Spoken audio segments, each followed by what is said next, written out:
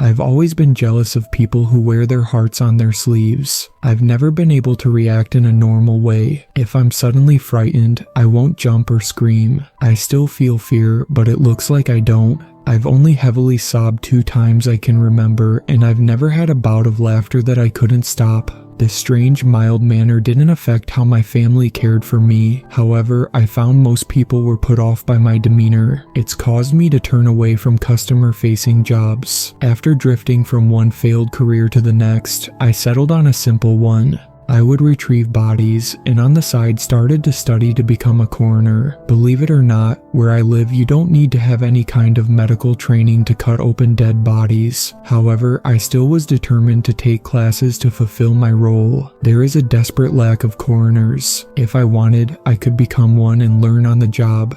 I found myself blessed with a lack of a gag reflex. I drove with a partner who often needed a few minutes to compose himself on the more gruesome pickups. The last body we retrieved together upset him to the point he could barely look at it as we loaded it into the back. It was the body of a younger man riddled with quarter-sized holes. I learned that night people had a phobia of small holes bunched together. I didn't blame people for disliking such a thing. The sight of the body made the back of my neck itchy, but I could handle it. I said I would take in the body so my coworker could head home early. He took me up on my offer. There is a difference between a medical examiner and a mortician. We still worked out of a funeral home simply because it was easier to split the costs of the expensive equipment between the 2 businesses. After the stretcher was out of the van, my partner left for the night. I easily wheeled the body to the elevator to head to the basement. The place was creepy after dark. There was never enough light downstairs. No matter how hard we tried, mold kept building up near the corners of the walls. I struggled to get the stretcher out of the elevator because one of the wheels got stuck.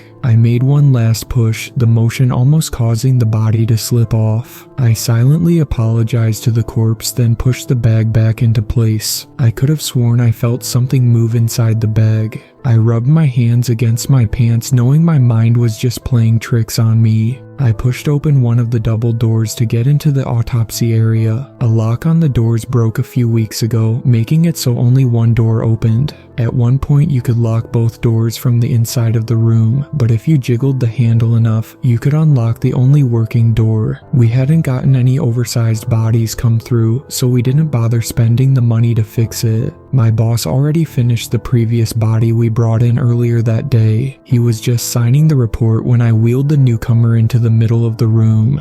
"Just you tonight, Rory?" my boss asked as he turned around.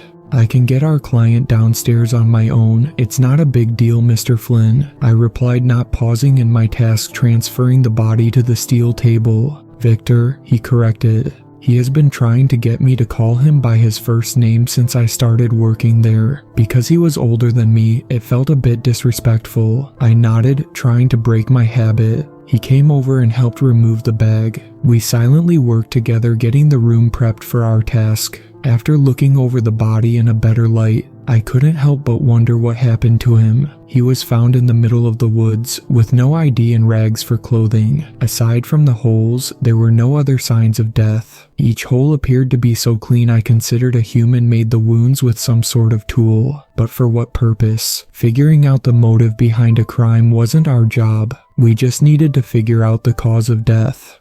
"Can I stay and watch on this one?" I asked as we were finishing organizing the side table of tools. "I think you're ready to make some cuts this time. You have a steady hand and have respect for the dead. It will be nice when you're able to assist with some of the troublesome paperwork," Victor said with a very small smile. I respected him a great deal. I wondered if it was because we were similar. His voice was soft, and he was never troubled by any kind of gruesome sight that came with the job. I've never seen him rattled, and yet he could still smile. We also had matching pale skin, black hair, and dark eyes. I bet some people assumed we were related.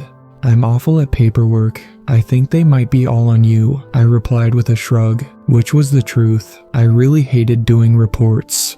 Darn it, at least I have an employee willing to sacrifice their Friday night for work.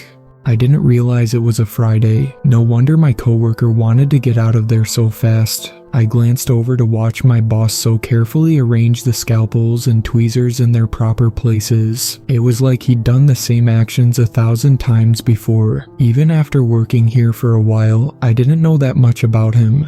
"If we don't have any clients come in, do you want to do something next Friday?" I asked, fully aware of how unprofessional the request sounded.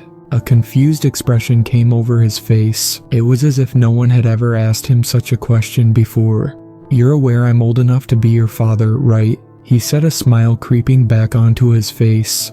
"I didn't mean it like that, like, just to hang out, to get to know each other." I wanted to sound offended, but my voice stayed in the same monotone it always had been. "We can get to know each other here. However, most people find it difficult to bond as they remove organs. I think we can make it work." "But I don't know why you would be interested though," Victor said.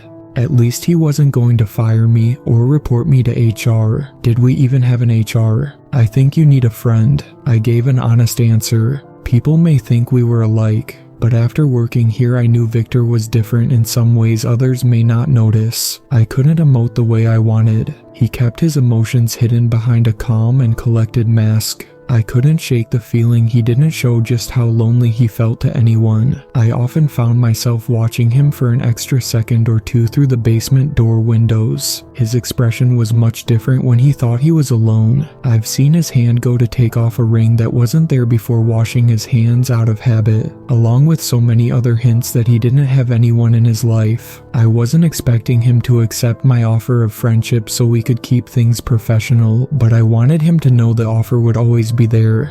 A sound made us turn around. When you work in a morgue, you don't expect to hear anything aside from the hum of the fridge. What we saw didn't register for a few seconds. I saw a stressed smile come over my boss's face. He was fully convinced this was a prank.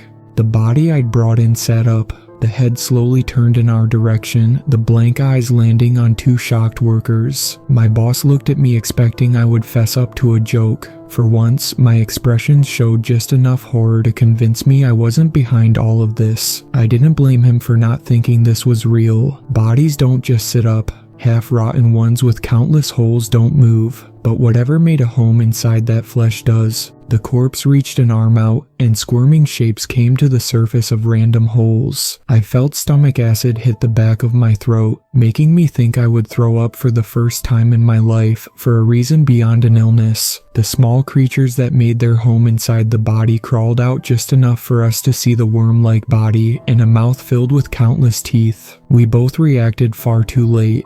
My hand fell on a scalpel. I gripped it tight, but my mind was slow to react. The corpse suddenly launched itself off the table and onto the person next to me. I pried the monster off him far too late. Within those few seconds, it had ripped open my boss's collar to get to the skin underneath. The bite wasn't as bad as I feared, but I saw one of those worms trying to get into the wound. Victor sputtered in shock and raised a hand to his bleeding neck.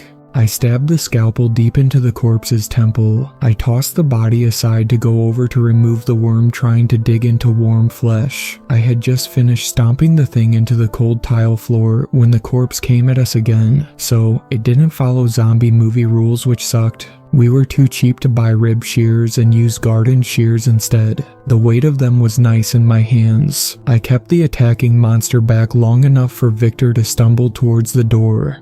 I got the walking corpse behind the stretcher I used to wheel it in. I then pushed the stretcher against the wall, pinning the body for a few seconds. I then ran grabbing hold of Victor's arm to try and drag him out of there. We didn't make it. I heard a god-awful cracking sound. By the time I looked, the head of the corpse had split open. A long, disgusting tube came from the neck, so many teeth shone in the dim light. I felt my body get pushed to the side when that long worm snapped outwards, lighting fast to clamp down on Victor's throat. His mouth fell open in a silent scream, and his legs gave out from under him.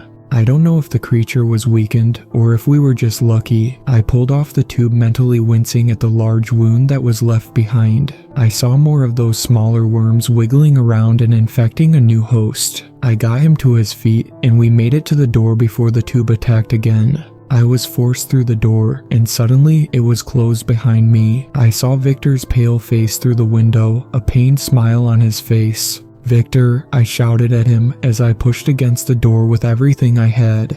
He knew he was infected and didn't want to risk whatever we were facing to get out. He wanted me to get out safe, and barricading himself with the monster inside the room was the only way. The hell with that. He collapsed on the other side of the door as I got to work jiggling the handle to unlock it. I needed to act fast. The worm noticed my face behind the window. When I felt the door unlock, I held my breath and waited. The gruesome worm shot out again, crashing through the window. I ducked just in time and then charged into the room. First, I got down low to find a lighter in Victor's pockets. I knew he smoked but was trying to quit. I found the small object and then raced over to the desk on the other side of the room. The people working here got used to the smells of the job, but we often got cops or detectives who weren't. As a small mercy, we would spray some Lysol if we knew they were coming. I grabbed a can I knew was full. Then I faced the creature that was recovering from the failed attack. Normally I was against people doing what I did.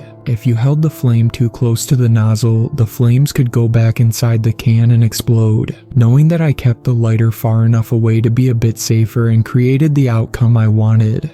Before the worm could shoot out again, I sprayed the main body with as many flames as I could. I heard wailing from the other infected creatures inside the body. The attack didn't last as long as I liked. The monster got out from behind the stretcher to stumble around screaming in pain. We also worked with a lot of flammable chemicals. I won't say what I poured on the screaming corpse as it was distracted, but it worked. With one more lighter flick, the thing burst into flames. I coughed as I dragged Victor out of the room. I blocked the door, keeping the now dying monster inside to burn. He didn't look good. He lost a lot of blood, and I got right to work pulling out any worms I saw. The skin around his puncture wounds wriggled with the infection. I didn't know what to do. I would cause more damage by ripping those worms out. I risked nicking an artery because of where they were crawling around. Through the stress of the moment, I saw a thin chain around his neck with a worn wedding ring. For some reason, that sight was what made me refuse to lose him.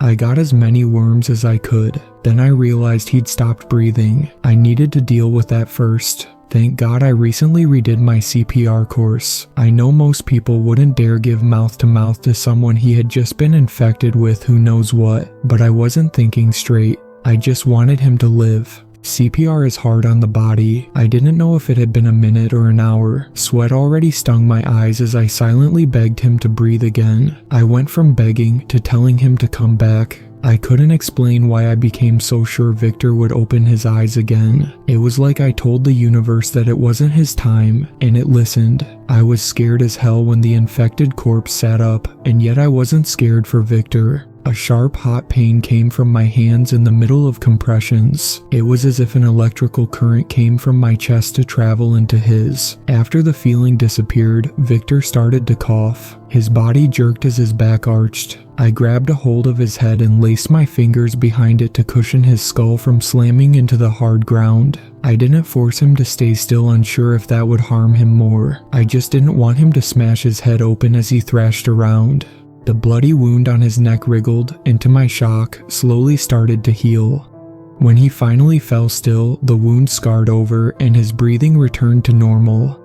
I sat, covered in blood with a horrible burnt smell overtaking the entire basement. I wasn't even aware a pair of men in suits came out of the elevator, one with a sword in hand. The other held a gun pointed downwards. I met their stares, feeling as shocked as they looked. The next few moments were a blur. One checked on the charred pile in the other room. He then borrowed the stretcher to place Victor on. I was separated from him to be led into a car waiting outside. I don't know how long we drove for. No one told me much. They just provided some water and rags to get cleaned up a little. The car stopped in front of a medical building I didn't recognize. I was brought into a clean white room and then told to hand over my clothing to be destroyed. I didn't put up a fight. At least I was given some privacy to shower and change into a clean set of white clothing. Then I was left alone for hours. The room had a bathroom, a hard bed, and a stack of paperback books. Nothing else. I sat alone trying to understand what happened. I had a million questions, but when another man dressed in a suit came into the room, I only asked one: "Is Victor alright?" I hated how calm I sounded. For once, I wanted to act as distressed as I felt. So far, he'll be under observation, the man explained. He took out my wallet and phone that had been in my pockets when I gave up my clothing. At least I got those back. Is everything alright? I mean, are there more infected corpses out there? I pressed, slightly worried this was the start of the end of the world. He thankfully shook his head. This was a mistake. It never should have happened, let alone you to be the one to pick up the body. Normally a company that deals with things of this nature are the ones on scene. I hate to say it, but this slipped through the cracks. As awful as it is, when accidents in this manner do happen, they get cleaned up quickly afterward.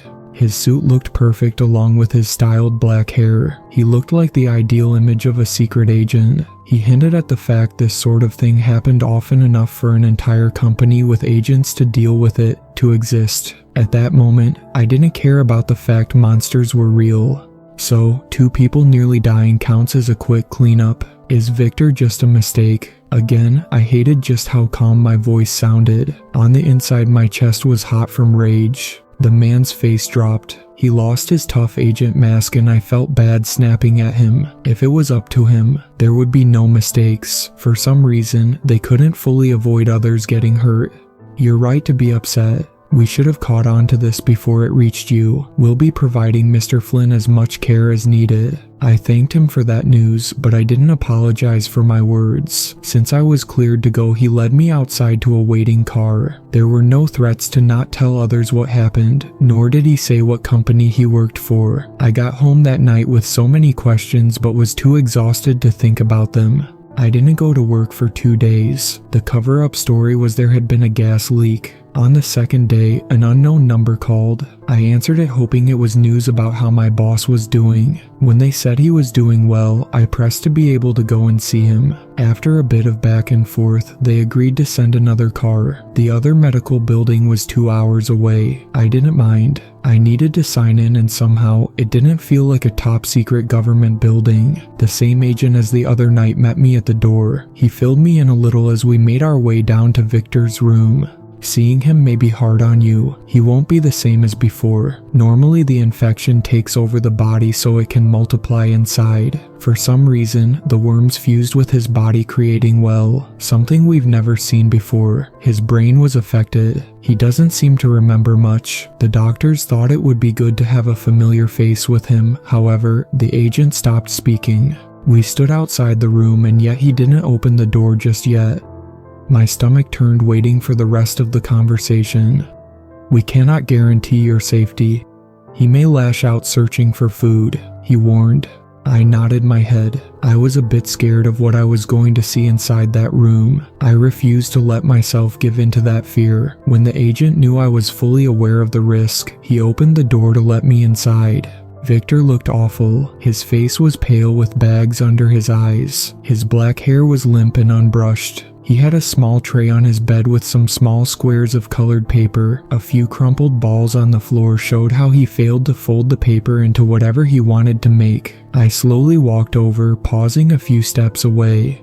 "Do you know who I am?" I asked softly. He raised his head, eyes blank with zero recognition on his face. The oversized white sweater made him seem even paler, his new scars on full display. When I took a step closer, a deep growl came from him. I moved slightly closer and he pulled back his lips to show off a mouth full of sharp teeth. I noticed the agent in the open doorway, still and yet ready to act. I sat on the chair beside his bed, ignoring the threatening display.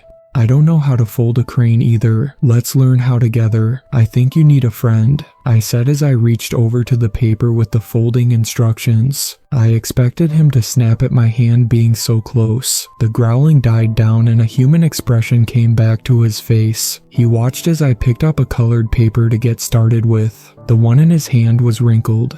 "Let's use a fresh piece. What color do you want?" I asked as I took the pile to flip through the colors. "Red." His voice was low and hoarse, but at least he was talking. I stayed with him for over an hour learning how to fold. I think it was good for him. By the time I was told to leave, we had 2 badly finished cranes on his bedside table. I promised I would be back whenever I was able.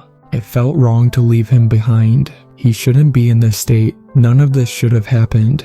I couldn't sit still. I knew the gas leak story was a lie. After getting home from seeing Victor, I headed over to the funeral home. I don't know what I was looking for. The back door was locked, but I knew the code. The smell of burnt flesh still hung in the air. It got stronger as the elevator descended to the basement. I stepped into the room, seeing they hadn't cleaned up the bloodstains on the floor. The body had been removed, that was all. Everything was a mess from the struggle. I was told someone would be by to clean because the company already collected everything they needed, but they didn't know when they could send the cleaning service. I gathered up what I needed to get to work. I don't know why I felt I needed to be the one to scrub the blood off the floor. Since the funeral home was closed, I never expected someone to come down into the basement. I didn't even hear them. When a person cleared their throat behind me, my body tensed up. My hand squeezed the sponge so hard it hurt. I half expected to see another dead body up and walking around.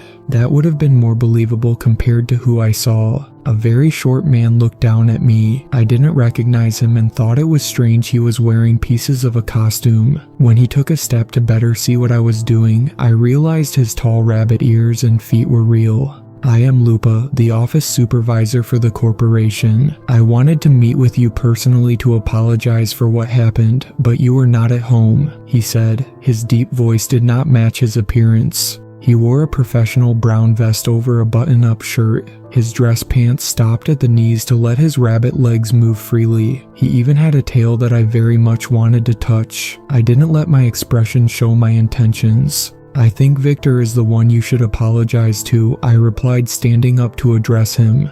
Yes, you're correct. Tragic that he was harmed. Unfortunately, we do not have enough manpower at our disposal to ensure such a thing never happens again. You can imagine how hard it is to come by people who not only know about supernatural threats, but can deal with them. We're lacking in manpower in each department, as you can see. Not even enough cleaners to go around, he said while giving a dirty look to the soapy, bloody water on the floor. I didn't like his tone. He spoke as if implying he wanted to say something else, like crime scene cleaners, but for supernatural crime scenes, there are people for that. I asked. Some, not enough, he shrugged. A shame because we do pay so well. I knew he didn't come here to apologize. I didn't know why he didn't just come out and say his reasoning for dropping by. But how did he know I was here to clean up the place?